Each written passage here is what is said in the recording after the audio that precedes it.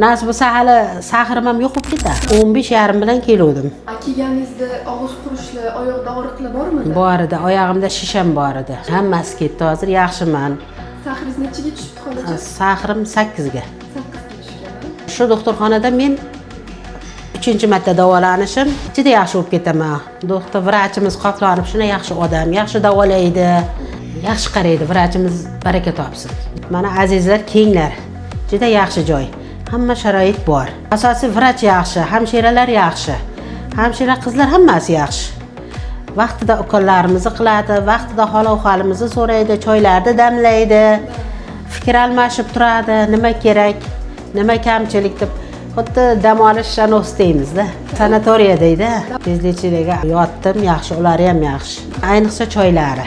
Yaxshimi? Choylardan ichdik. Juda yaxshi choylari. Kelib choylardan bemalol ichinglar. Qabziyatlarga yaxshi ekan, ichki organizmlarini tozalaykan. Choyni ichish davomida o'zingizda qanaqa o'zgarishlar his qildingiz? Choyga qanaqadir, masalan, oldingi kelgan vaqtingiz choy qo'shilmaganda birinchi marta kelganingizda. Hozir choy qo'shilgan, qanaqadir o'zgarish bormi?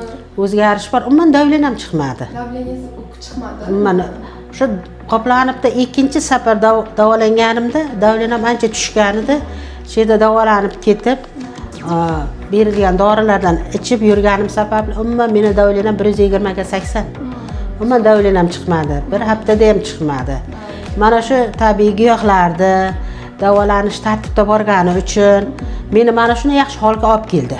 200-180 davlenada yuraydim. Shu rabochiy davlena 160 bo'lib qoldi.